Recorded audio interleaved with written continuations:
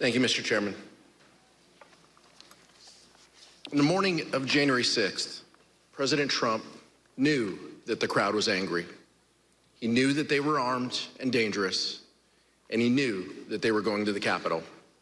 It's important to understand the lengths the president was willing to go to physically be at the Capitol because it was part of his strategy to disrupt Congress and to stay in power.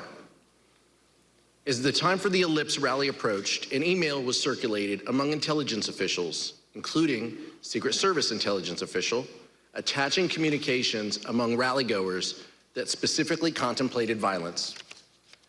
Trump has given us marching orders.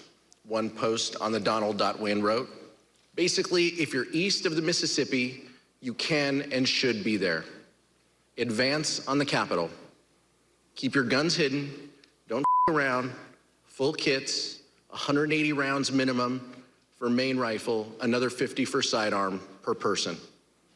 What is clear from this record is that the White House had more than enough warning to warrant stopping any plan for an Ellipse rally and certainly for stopping any march to the Capitol.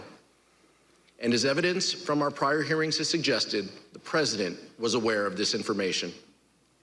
But despite awareness of the potential for violence and weapons among the crowd, the Ellipse event nevertheless went forward, and Donald Trump instructed the angry crowd, some of whom were armed, to march to the Capitol. As my colleague Mr. Schiff just described, the Secret Service reported that thousands in the crowd near the Washington Monument would not enter the rally area because magnetometers used in screening attendees would detect any prohibited items they carried. Mr. Trump knew this. His Secret Service had told him about it that morning. Even in spite of these warnings, Cassidy Hutchinson overheard the president say this shortly before he took stage. He wanted it full, and he was angry that we weren't letting people through the mags with weapons, what the Secret Service deems as weapons and our weapons.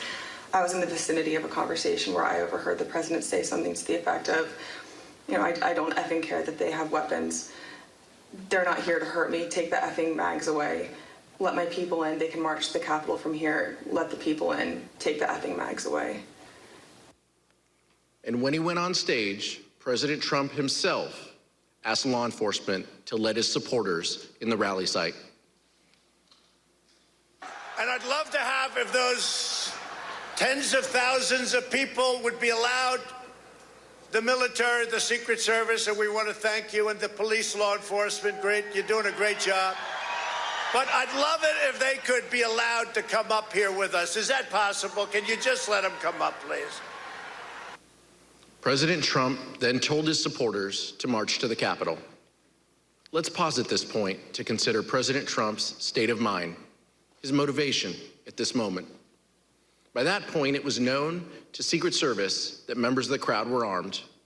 President Trump had been told, and there was no doubt that President Trump knew what he was going to do, sending an angry mob, a number of whom were clad in tactical gear and military garb, armed with various weapons, to the Capitol.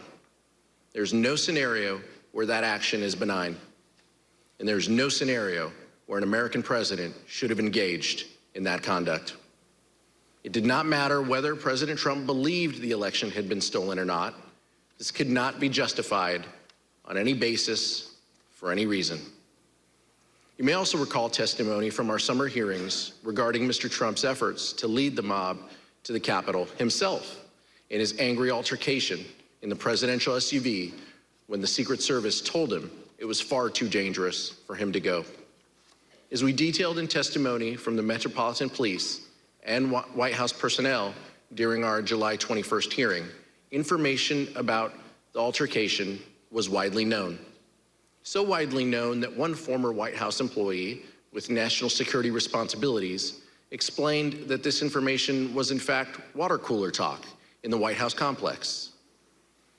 As that professional told us, they remember hearing in the days after January 6th how angry the president was when he was in a limo that afternoon. That professional also testified that they were specifically informed of the president's irate behavior in the SUV by Mr. Ornato in Mr. Ornato's office. It was Mr. Engel with Mr. Ornato in that office. They'd expressed to me that the president was irate, on the drive up. Mr. Engel did not deny the fact that the president was irate. That, of course, corresponds closely with the testimony you saw this summer from Cassidy Hutchinson, a Metropolitan Police officer who was in the motorcade, and from multiple sources.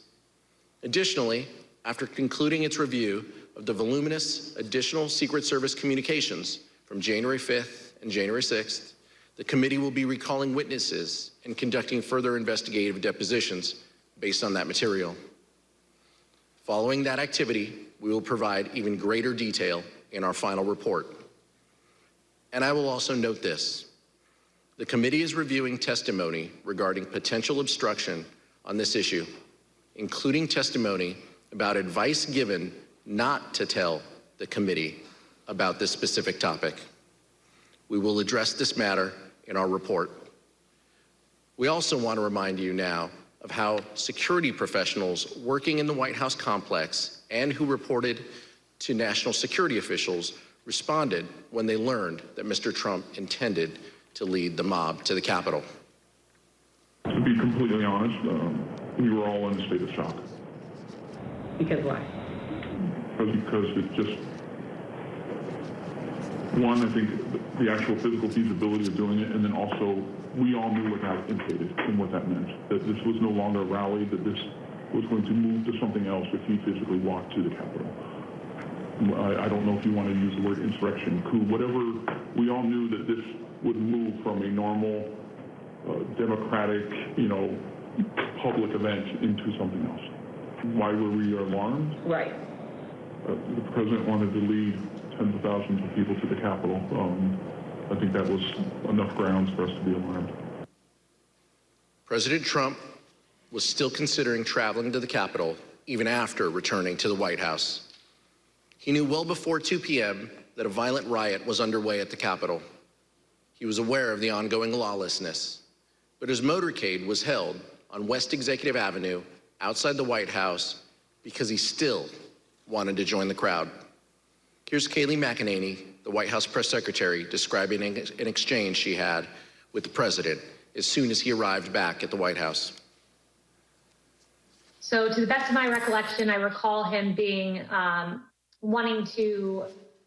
saying that he wanted to physically walk and be a part of the march, and then saying that he would ride the beast if he needed to, ride in the presidential limo. From the Secret Service, the Select Committee has also obtained important new evidence on this issue.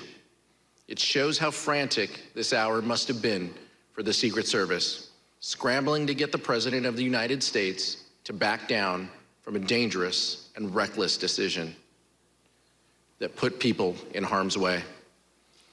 Take a look at the Secret Service email from 1:19 p.m. on January 6th, the minute that President Trump got out of the presidential vehicle back at the White House. As soon as the president left his motorcade, leadership from the Secret Service contacted Bobby Engel, the lead agent for the presidential detail, and warned him that they were, quote, concerned about an OTR, an off-the-record movement to the Capitol. The people sworn to protect the safety of the President of the United States and who routinely put themselves in harm's way were convinced that this was a bad idea. Secret Service documents also reveal how agents were poised to take President Trump to the Capitol later that afternoon. Agents were instructed to don their protective gear and prepare for a movement. A few minutes later, they were told the president would leave for the Capitol in 2 hours. It wasn't until 1:55 p.m. that the president's lead Secret Service agent told them to stand down. We are not doing an OTR to the Capitol. By then, rioters had breached the Capitol and were violently attacking the efforts of the brave men and women in law enforcement trying to resist the mob. President Trump may not have gone to the Capitol on January 6th, but what he did from the White House cannot be justified. While congressional leaders, both Democrats and Republicans, worked with Vice President Pence to try and address the violence, President Trump refused urgent pleas for help from nearly everyone around him. And what he did do only made the situation worse. Mr. Chairman, I yield back. Hi, everyone. George Stephanopoulos here. Thanks for checking out the ABC News YouTube channel. If you'd like to get more videos, show highlights, and watch live event coverage, click on the right over here to subscribe to our channel. And don't forget to download the ABC News app for breaking news alerts. Thanks for watching.